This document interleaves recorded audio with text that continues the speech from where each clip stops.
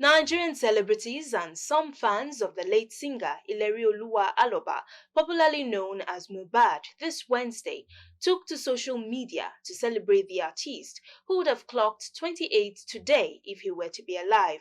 MOHBAD, a former signee of Malian Records owned by Aziz Fashola, known as Naira Mali, died at the age of 27 on September 12, 2023. He left the label to establish his label named Immolenization. Following contentious debates surrounding MOHBAD'S death, the Lagos State Police Command, days after he passed on, set up an investigative team to unravel the cause of his death, and on September 21, 2023, his body was exhumed for autopsy. The police also arrested a nurse who reportedly injected the deceased singer while treating him before his demise. On September 21, 2023, a few hours after MOHBAD'S body was exhumed for autopsy, the Lagos State Police Command said the autopsy conducted on MOHBAD had been concluded. The State Police Public Relations Officer Benjamin Hundeyin confirmed this, saying, "Autopsy has been concluded, awaiting results. The results of the autopsy is yet to be released officially till now." Rivers State Governor Sim Fubara says his decision to accept the December 18, 2023 peace agreement brokered by President Bola Tinubu was for the overall interest and development of the state. The governor bared his mind at a New Year banquet held at the Government House, Port Harcourt. If we don't have peace in the states, there won't be that meaningful development that we desire. So I'm appealing to everyone, let us embrace the peace. Because our intention for our state is not because of our own personal interest. It's for the interest of the development of our state. Every decision that we have taken, it is not born out of fear, but because we have the interests of our people. And we have respect for elders. Who is going to suffer? Fubara will not suffer. I can assure you that. But 1 million supporters will suffer. So those decisions are decisions we took because we want you to see me as your governor and be happy. As millions of Nigerians joined others across the globe to usher in a new year with prayers, fireworks, and hopes for a better 2024, despite the turbulence of the previous year, some Abuja residents have again called on President Bola Ahmed Tinubu to match words with action regarding his campaign promises to reduce hardship in the new year. In this special report, Clearview News correspondent has the details. The year 2024 began with lots of expectations and hopes, not just because it is a new year, but because it is the year its current leader promised to turn things around and usher in good tidings, aspirations, and leadership structure in the nation. It is no longer news that the country has continued to face a myriad of problems like insecurity, hard economic conditions, as these problems remain unresolved. Nigerians, while lamenting that the country is still far from achieving the expectations of its citizens, therefore set an agenda for President Bola Ahmed Tinubu in 2024 as a guide in elevating the suffering of its citizens. If Mr. President will have an opportunity to hear from me, is that you should look onto the security of the nation, and also you should look onto our needs. There are poor that are crying on the street and other things. So the opportunity he has to be a president today is a right for him. Mr. President should consider the masses. The National Assembly people are living as if they are in a different world. But the masses are suffering. You should consider the exchange rate, the fuel price, so that things will be better for Nigerians, for the downtrodden. So that's what I think. I would tell Mr. President that, Mr. President, please listen to the people at the grassroots, because we don't have a grassroots representative. Most of those people you see them at the high places, especially when you're talking from the state assembly, federal, national assembly, and the ministerial position people, they don't do anything. They don't do anything. I know you cannot be everywhere, but please make sure you listen to the people at the grassroots, because we know what we are passing through. Look at the end power, look at the other, the social investment that's going on. It doesn't give it to the normal, the common man. You must know somebody that you know. You must have somebody in the government before you get any help. It doesn't work that way now. The promises he made, we have not seen the agbado. In fact, we are suffering that he should just please. Despite the fact that if I'm able to get 1 square meal or 2 square meal, that does not mean that everybody in the country is seeing that. In fact, I go for outreaches and I see how people suffer. People can barely eat. Please, Mr. President, you should just do something about that. In terms of economic, because hardship is too much for the country.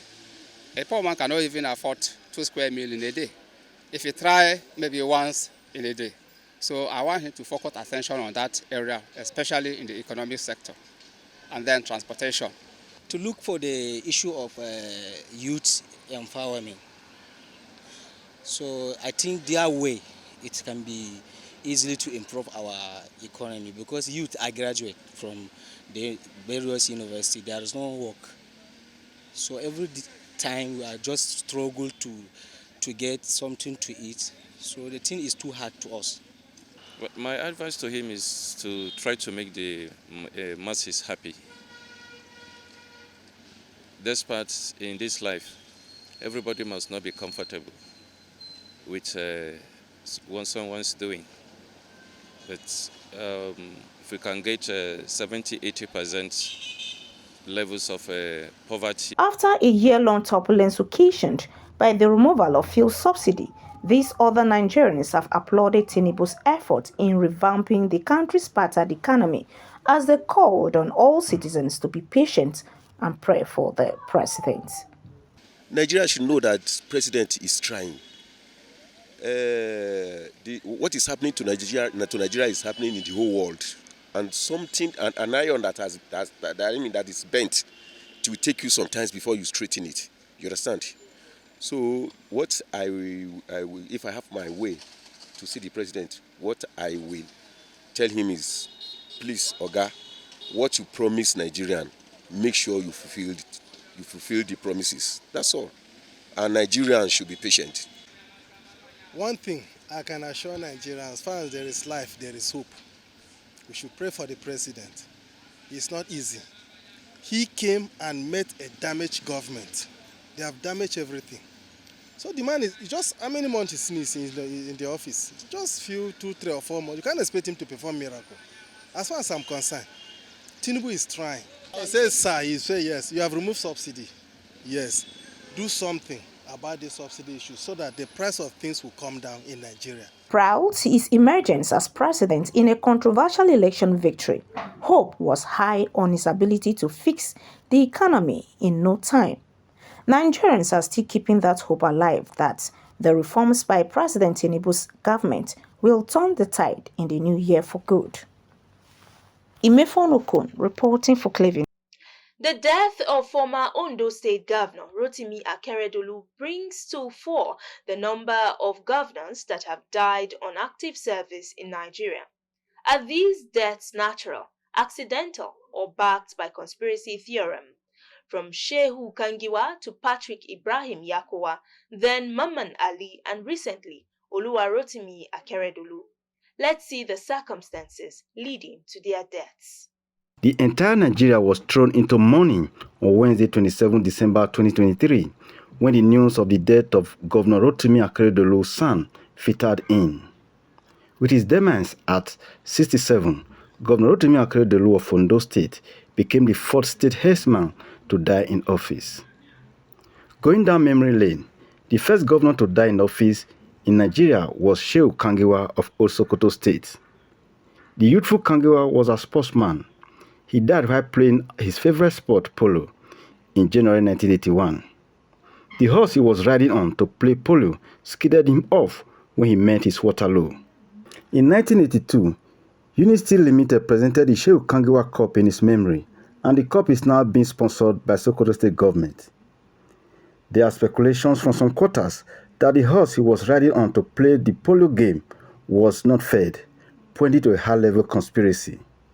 After 30 years, Nigeria witnessed another death of a serving governor. In 2012, Governor Patrick Ibrahim Yakowa of Kaduna State the first and only Christian to rule Kaduna, was killed alongside 5 others in a helicopter crash in Ogbia Creek, Bayelsa State. Yakowa was deputy to architect Namadi Sambo. He was sworn in as governor when Sambo was made vice president to Dr. Goodluck Jonathan. 7 years after Yakowa passed on, Governor Mama Ali of Yobe State died in a Florida hospital, United States, in 2019, 2 weeks after he traveled to the country to treat leukemia. Akeredolu's death came 4 years after Ali's death. On 12 December 2023, in advance of another period of medical leave, Akeredolu signed the notice appointing Deputy Governor Lucky Ayedatiwa as acting governor of the state. Akeredolu died 15 days after, on 27 December at the age of 67, with his cause of death being given as leukemia and prostate cancer. Oluwarotimi Odunayo Akeredolu CON SAN was a Nigerian lawyer and politician who served as governor of Ondo State from 24 February 2017 until his death on 27 December 2023. The death of these governors brings to question the screening of would-be public office holders. Security details of these public office holders should be guarded jealously to minimize accidental or death by conspiracy.